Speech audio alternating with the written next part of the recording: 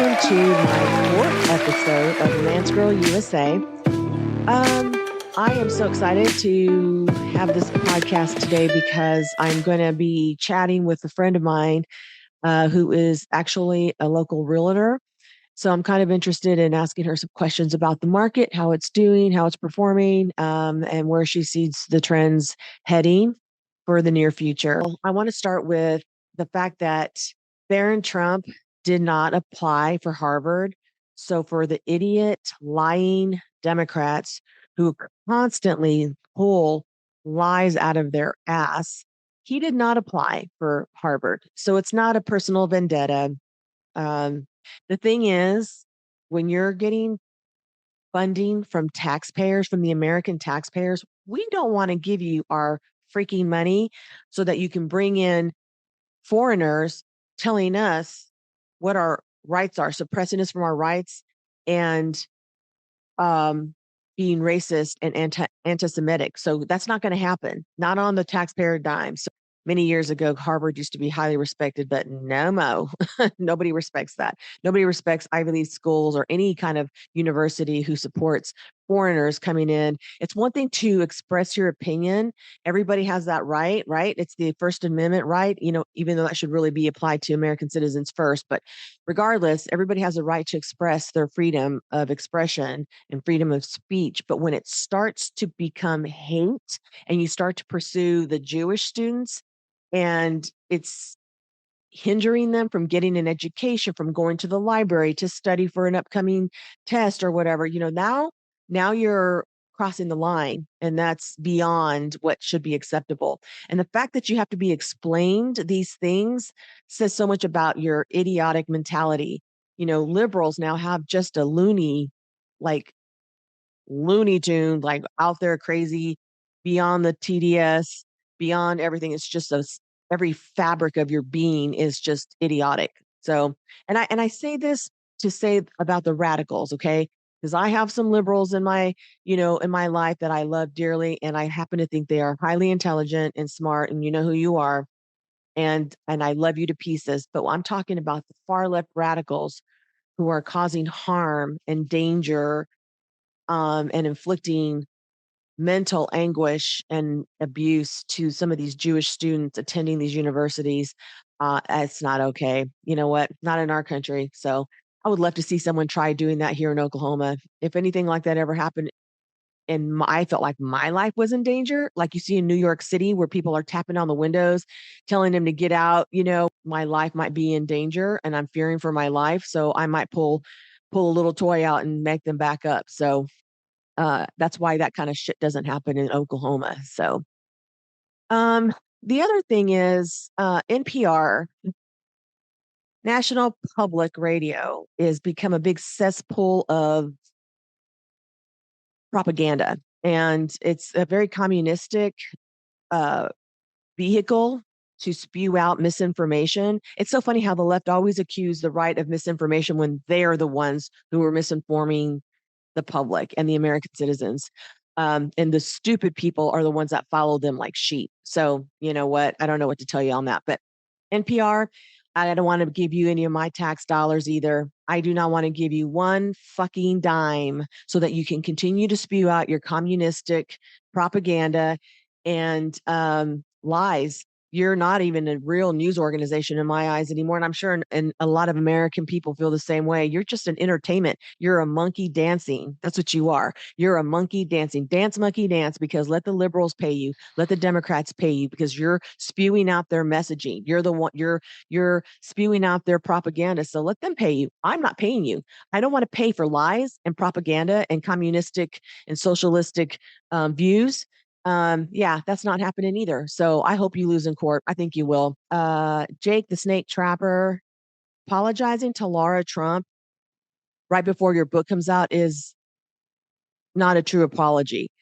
It's a promo op, and you're a piece of shit. You're just a piece of shit. You lied to the American people. You lied to your audience, which you owe your audience an apology.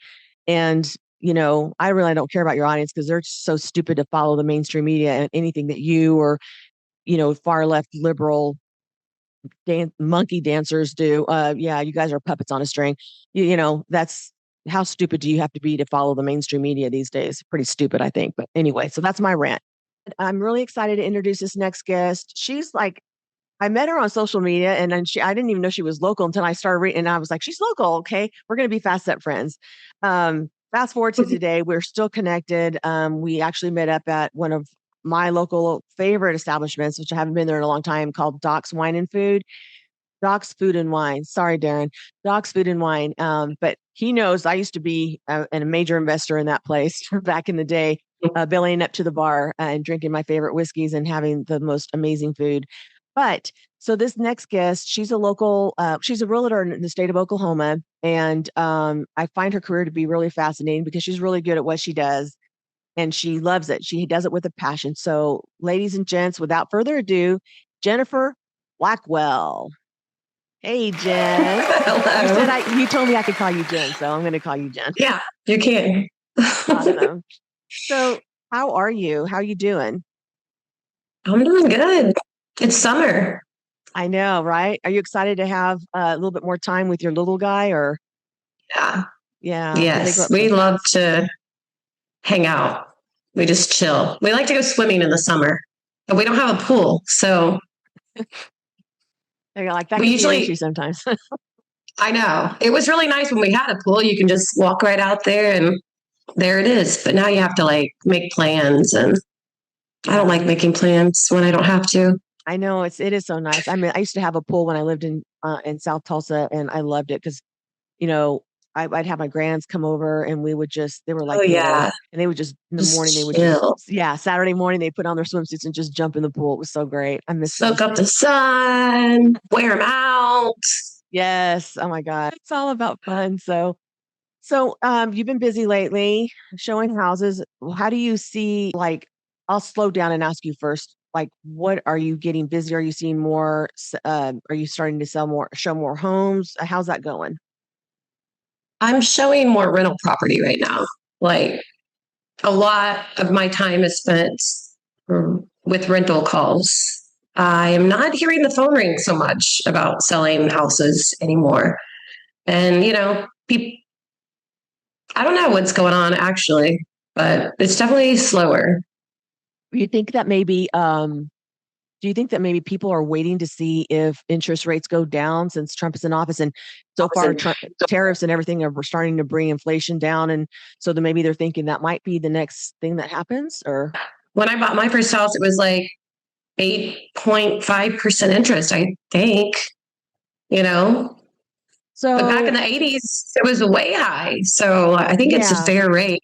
That shouldn't be stopping people, but I think like a couple of years ago, like I want to say like in 2019, when Trump was still in office the first time around, um, interest rates were down like 3.5%. So it's still 8%. Really low. It's still kind of high. Yeah, it's still kind of 8%. Yeah, it is high compared to what this group of homeowners has experienced. I think it's going to go down. I mean, it would be great if we could even get down to like 5 or 4%. I mean, that'd be really cool. Yeah, because then your business probably. I get a loan at that rate. Yeah, right. I'm not going to get a loan at this rate. No, because now my first house bought in 1994 or 5. I can't remember, but in Stillwater, it was a cute house, 3-bedroom, 2-bath. It had 2 living rooms. It was $74,900. So like now, if I went to buy that same house, it would cost me $500,000 easy. Yeah. Isn't that crazy? That's nuts. The payment on these properties, dang. You almost have to be living in the house that you bought 20 years ago and almost have it paid off to sell it and be able to make those profits to put down on a newer home that's $500,000 or $750,000, whatever. Yeah. And then you're still paying. Think about it. If you're still paying, on a $400,000 loan, or more, so your payment's still going to be, I don't know, $2,000, $2,500. I mean, at least. Oh yeah. Yeah. Because then you have your taxes and insurance, and now because taxes, I mean, the government is really reaping on the rates. I mean, the cost of building and the cost of buying a home going up because, man, they're killing it with the taxes. Big companies that are national, like State Farm, Allstate, all of those, they're in every state in the United States. Okay. And this is a reason why, and I know you don't get political, but this is just me and my mindset. The blue cities where they had a bunch of shit go down, like during the, riots and all that with Antifa and BLM, and they caused havoc to businesses and ruined businesses. Oh, yeah. Businesses shut down. That had to make insurance rates go up.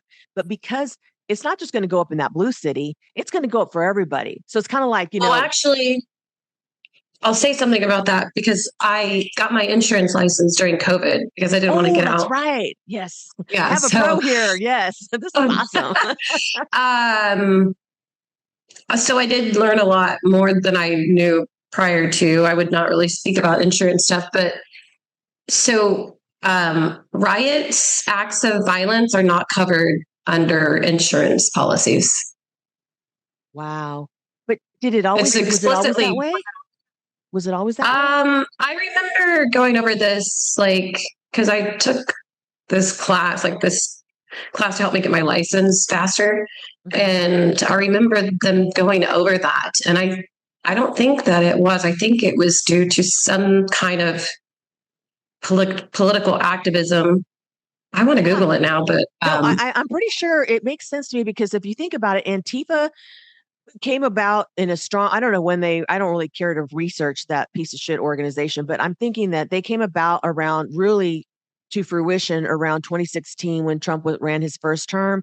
We are trained Marxists. We are trained Marxists.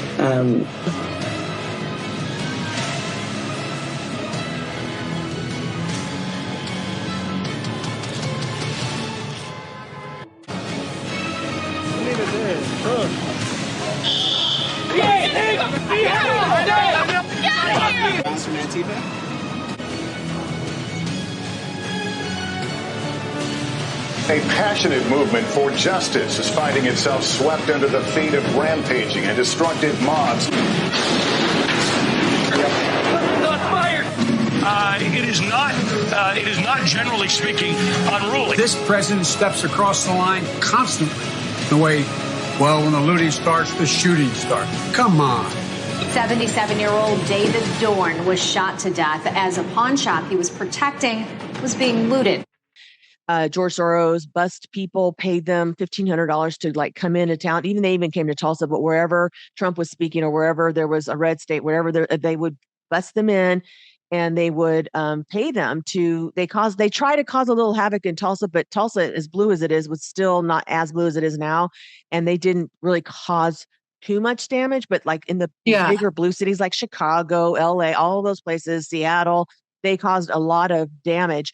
But even so, let's take that out of the mix. If you still look at the blue cities and blue states where their laws are different, so people like the Walgreens and CVS's of the world and all those, they can be, I think they had cutoffs of anything under 700, you didn't arrest people for stealing.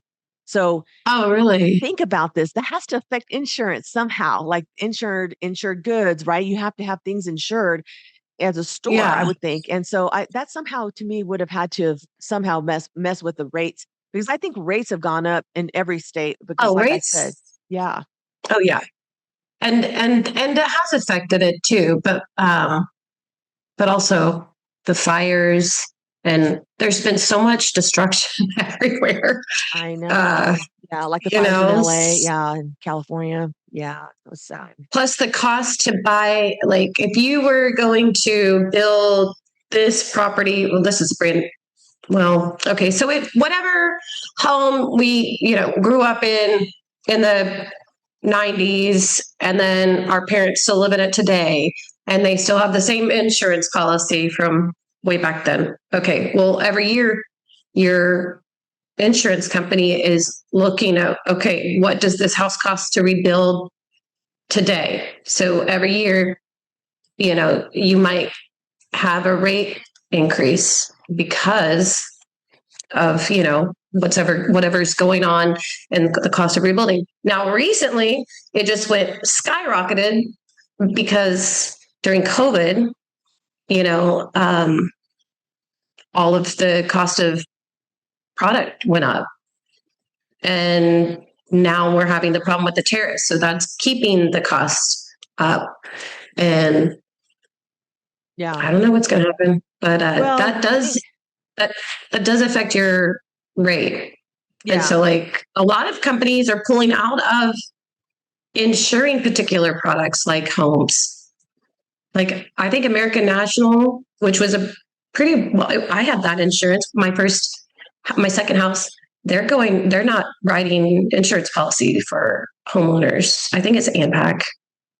I mean, that's a big deal because if you can't find insurance for your home that you are willing to buy and pay for whatever amount of money, well, you better have insurance. And if you don't want insurance, you better be able to pay cash for your property because your bank's going to make you have it. Everything's so expensive. I know everything is expensive. The good news is there are a lot of countries coming to the table. You just don't hear about it on the media, on the mainstream media, making deals with Trump, which is going to actually end up lowering costs when they finally do sign off on these tariff deals and trade deals. Because that was his whole plan all along, and people just freaked out. And I remember thinking, am I the only one who like trusts this guy who knows? I look at him and go, he is like the master of the art of the deal. Like that's his thing. And I just did some research and knew that the United States was really more needed across the board by other countries than the other way around. Even Canada. I saw somewhere recently where, the Canadian prime minister was like, oh, we're never going to become the 51st state. But lately there are talks happening, and Trump is promising them the Golden Dome and saying, just become the 51st state and enough already. And so they're starting to consider it, which is funny because everybody says that's never going to happen. Every time someone says it's never going to happen, guess what? It happens. He makes it happen. So again, he's a master of the art of the deal. I have his book. I read it. It's on my nightstand. I love reading his book. But anyway, okay. So I'm hoping that this is going to help a little bit with some of the costs of like building costs and things when the tariffs do finally get situated. That'll be awesome. Yeah. So do you think that plays a big part then, and not just the slowdown of the purchasing of new homes? It's not just the interest rates. It has a lot to do with building costs and things like that. Is that, have you seen more? Yeah. I think it's just expensive now to build a home, and then finding, like, if you want a new home, finding a piece of actual land to build it on, that's hard to find any lots that are reasonable to build on. Like I said, the insurance rate increases, or even trying to find one that will cover you. Now, are you still in the insurance sector, or are you just now strictly doing real estate now? No, after I got assaulted, I didn't really feel comfortable doing people's insurance. It's a lot of numbers, a lot of liability. Yeah. I mean, it's just a lot to like digest. And so I've been in real estate for 1 million years, it seems like, and this is very much my thing. I don't want to blame having an assault on not doing the insurance, but it did. I mean, I had to like pull back and do less. I was doing a lot. You just wanted to do what was familiar with you, I'm sure. That's exactly what I mean. Yeah. Because I had just gotten my insurance license like March of 2020. I was with Farmers until July of 2021. And then I went to independent with a good friend of mine, Blaine Mooneyham. So July, and then I got assaulted in November of 2021. And I was you're learning in insurance, especially with independent companies. Like we had anywhere from 30 companies we were dealing with, 5 major players, but really, their rates change all the time. Their underwriting requirements change a lot. Just so much to keep up with, Yeah. And every computer, every insurance company has their own computer systems. and so learning all those programs. So I was just like, this is just too much to keep up with. And I think I was answering something else and I forgot. No, you're good. You're good. I'm glad that you brought that up though. And it's kind of amazing. We're both kind of similar in a lot of ways because I was in media for my whole career. You've been in real estate pretty much your whole, it's like we know it like the back of our hands. It's what we know. We're comfortable with it. People don't understand that and I'm going to say it, we're still in a man's world. We just are. We have to work 3 times as hard to even be considered serious. The point is we have to work 3 times as hard researching, studying, knowing our everything in every aspect of business to be able to compete with men. And I'm not a feminazi by any means. I'm a traditionalist. I see things the way they are. I'm an independent woman, but it's an uncomfortable conversation. But I love being a woman and I love men being men. And sometimes there's an exchange for that power of like them being our protectors and all of those things. So I'll take it all day long. But I remember as a single mom, even having to work harder because I didn't have someone at home to help out with the kids. If something happened, I had to go pick them up. There was things my mom helped out until we moved to Tulsa, and then she passed away. So really, they were still in school when she passed away, and so I felt alone, like I had to do it all, and it was tough. But then on top of that, putting professional careers aside, that and alone it's tough. But then you have like going out. I mean, being social, taking clients out. For me, I never dated a client. I'm so proud of that. I had a lady that told me once when I first got into sales, I'm going to give you a piece of advice. She goes, never ever date a client because people will always wonder how you got the business. And that was probably the most powerful piece of advice that she could have given me because that was just like a little stint in my career when I first got into sales. From that, I found I got into media for just the people I met. I got into media and did the rest is history. And I sold media for 25 years. But that was really good advice. The thing is, you have to worry too, though, with the going out. Yeah. It was kind of tough because, I had my drink roofied once, I mean, have things. Yeah. You have things that you have to worry about and you have to worry about your safety. So not only do you have to work twice as hard to be able to do well and compete with men in the professional world, but then as a woman, like you can't also just go out and enjoy yourself like the dudes because, they were safe for the most part. I mean, things happen to them too, but not like it does to women, especially single women. So, I mean, have you found it to be like that too? Like that? Oh yeah. I did have a lot. I had to go through things young and just keep pushing myself. Like I was my sister used to call me a homeless Republican cheerleader. She just thought it was the funniest thing because I was going to union. I was on the Palm Squad. And how can you be Republican and be homeless? And how can you be because girl, I got to get stuff done. What am I going to do if I don't go to school? That's my life. I won't have friends.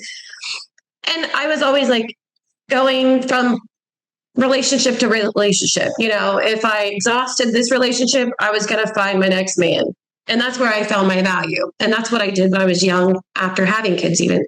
And this is embarrassing to say, but like, I just wanted a family. I just felt like a man was going to complete that. I know it is embarrassing. I get it. It's not embarrassing. It's not embarrassing. You don't ever be embarrassed for what you felt because you felt what you knew. Like that's you evolved to that point because of your history and your past.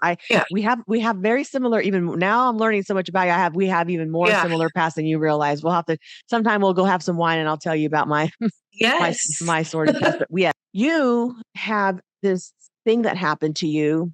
And I want, if you don't want to talk about it, you don't have to, but why I'm asking this is because to me, Jenn, you're an incredibly strong woman. To be a single mom, and I know what it's like to be a single mom. It's hard to be a single mom and try to do the things right. I have so many mistakes in my life. I tell you that I wish I could have done a lot of things differently. So you went through some stuff. When you were, take me back to whenever you were selling insurance, because I remember when that happened. I was so happy for you. I was like, oh my God, this girl's doing everything. She's doing insurance. She's doing real estate. I was one of your biggest cheerleaders. You didn't even know. I was thinking, damn, girl, you go. I still am. And so, but you had something happen that made you get out of that and just kind of retreat and kind of go into a little shell. What Again, if you don't feel comfortable talking about it, you don't have to, but kind of walk me fine. through what happened. Hey, everyone. So after my episode with Jenn, I did receive a message she was asking if I could omit that portion where she explained and walked us through her assault. And for the reason for that is there are some legalities that are happening, and her attorneys felt like it would be best to just kind of leave that out for now. So I hope someday she can come back on and tell her story so you guys can really get an idea of how strong of an individual she is. She's amazing. And I'm so happy I know her, and I'm happy to call her a friend. But anyway, so for now we can't tell that part of the story. Hopefully she'll come back on someday and tell us so you can understand, what happened. When she first told me the story, though, I will say that my first reaction was like, you want to judge these people who did this, right? The first thing you want to do is be like, these guys are, they were a bunch of thugs and, they act like animals and, this and that. But then there's a part of me that just the empathetic part were just kind of kicked in. And I'm wondering what happened to them as kids to make them grow up to be violent like this. It makes me sad, but I'm sad for her. Don't get me wrong. I'm all about the victims in this situation. Like I will always be more empathetic towards the victims, but the empathetic side of me does kick in, and I have to wonder what people go through in life to cause them to behave this way. And I just have to pray and someday that they can break that cycle. But anyway, here's the rest of our podcast. Thanks for watching. Yeah. Okay. So I'm glad that you're doing okay. I hope that you get that straightened out. I'm just, this just goes back to the whole being a single mom, being a woman in the professional sector. It's just a lot. People don't realize. So more power to us for not only, succeeding, but like to succeed and do well and overcome a lot of shit that comes our way. Let's talk about you. I met you on Brookside, I think. Where do you still hang out there a lot? Do you go there? So I'm doing that television show, American Dream TV, and I signed up to do a year so far. So, but it's every other month where we'll have an episode out. So I film every other month, and then the next month they are put out there.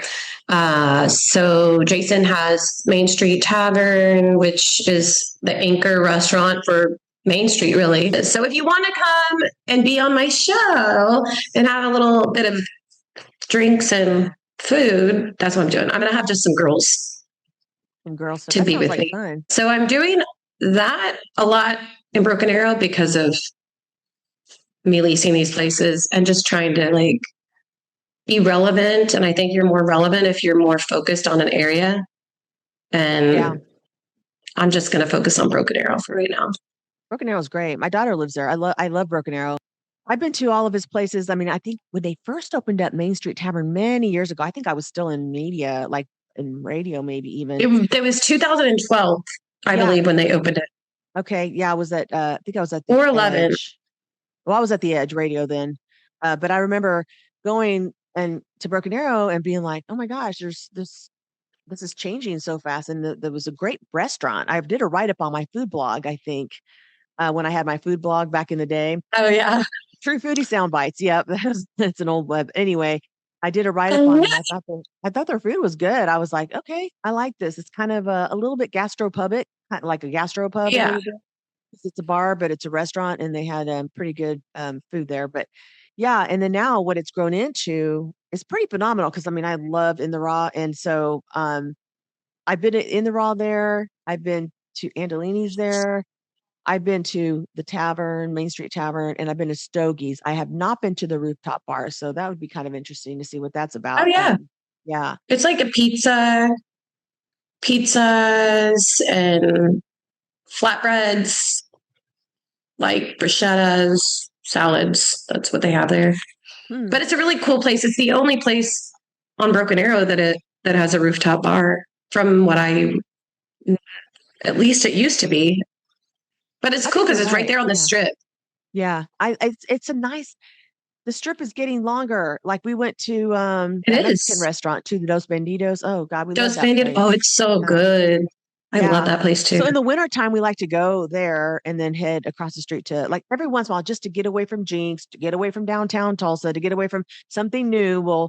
Every once in a while, we'll head to Broken Arrow because we know that we can pick the rustic chop house or the Mexican food, or he doesn't like sushi, but they have other things there. But we can pick any restaurant and you're going to like what you pick. And then we can just go have a cigar afterwards, like in the winter. Yeah. Yeah. And they're all local. And I love that.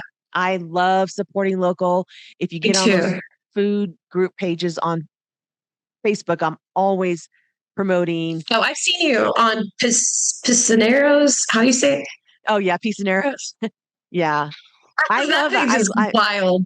Yeah, they're crazy. Sometimes they say stuff, and I'm like, sometimes people get on there just to be saying stuff and try to be like funny. And I'm like, you're trying too hard, buddy. But I don't too much. I don't respond. Yeah, I don't respond sometimes because some of the stuff is out there. But he seems like a nice guy. I want to go try his restaurant. He's got wings and stuff, and I love wings. So I thought I've asked him before, do you have vegetables? And I think the answer is no, because I haven't gotten a response on it. They need some veggies to complement the rich foods that they have, But yeah, I'm on there's 3 or 4 Tulsa local, and I always tell people, and I hate it when they get on there and review a freaking chain, and it's like, it's a chain.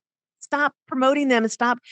People just don't know the difference sometimes. And I'm like, I know it's got to be, some of those are locally owned, but still it's like, it's still not a local restaurant. They're not going to have the ingredients that local restaurants do. They're not going to be, it's just, I like supporting local businesses. But what's your favorite cocktail? I think we talked about this, but I don't remember what you said your favorite cocktail was. Like, if any cocktail that you think about and think, when someone says, hey, you want to go have cocktails, what's the first cocktail that pops through your head? Well, an espresso martini done right. The Rustic Chop House has a really good espresso martini, by the way. I'll have to try that because I had so good. I used to have those, but not like they are made today. I had like the chocolate one, looked like almost coffee, but had vodka and it was sweet and it tastes like chocolate. But I used to do that at the Crow Creek when the Crow Creek was around. You remember that place? I know, back in the day. But $5 burger night. Oh, I never went to that, but their drinks were. Oh, I love their drinks. So I don't even know what ever happened to Vince, but anyway. So they sold to Mondo's, remember? Yes. That's where Mondo's is now. Yes, but I wonder what happened to Vince. I'm just curious. Oh, to Vince. I wonder, the owner. Is he alive? That's what I was wondering. I just didn't know if you knew. No, I don't. He was a nice guy, but I was in Scottsdale and my fiance's friend owns a bar. We go there a lot. But his ex-girlfriend, the bar owner's ex-girlfriend who used to work there, her name's Marissa. Hi, Marissa, if you're watching. She made the best drinks, and she made me an espresso martini. And I asked her what's in it, and she sent me the ingredients. So when we came home, I bought it, and I've only made them once, but I have everything to make a really nice. Oh, yeah, I know. So maybe someday you'll have to come out and you'll have to give me your menu too. I mean, your recipe, not your menu. I'm like, okay, I don't know what I'm making that night, but okay. Well, I know you're a foodie at Riggins Book Fair. Oh my gosh, that looks so great. Look at that. I know. And they have cocktails in here. I want to have a girls' night at my house where we start at my house and I don't know, maybe I'll send everybody a recipe they can cook if they want. Or maybe I'll just have it ready. And then I think it would be fun. You send it what you want to do, like the theme of what you want. Yeah. Send out your options. However many people there are, send a group sign up sheet. Here's a sign up sheet on text. Reply all when you pick out what you want to make. Bring it, and it would be fun to taste everybody's food. Wouldn't that be fun? Makes. Yes, that's a great idea. That's what I want to do. I think I want to start having a regular girls' night, and I think I'm going to start with this on the 13th. Oh, because yeah. I kind of want to have my little support crew. Plus, the food will be coming out, and I can't eat it all. I can't eat it all. I can't drink it all. I'll go to prison probably if I drank all the drinks I'm going to be having. You'll have to just do sips, I'm sure. Yeah. I haven't gotten. I don't drink. I mean, I have 2 max usually. When we are on the patio, my fiance and I, and we're watching stuff, whiskey's the only thing I can do that on and not be like a weird, crazy drunk. Like I have to do that. I think everybody who ever spent substantial time at docks also has their own embarrassing story. Yeah, I don't know about some Raise of your these hand guys. if you do. Yes, I have many, No. many. But anyway, so this has been fun. I'm looking forward to it. If you have too many people and you think, well, she'll forget, don't worry about it. But I would love to be a part of your little girls' night. No, I want you to. Yeah. Yeah, it'd be fun. I'll be your My extras. extras. Like you guys will be my extras. You'll be my B-roll. Extras, yeah. Extras. Oh, We're extras. extras, yeah. Hot girl background. Yeah. Oh my God, I better get on that bike. I did 10 miles today on the Peloton, so working my way up to 25. Yeah. Got to get rid of all of this. Oh, stop it. It's terrible. You always look good. You are always so hot. Whatever. But anyway, well, this has been fun. I really appreciate you coming on and doing the second part.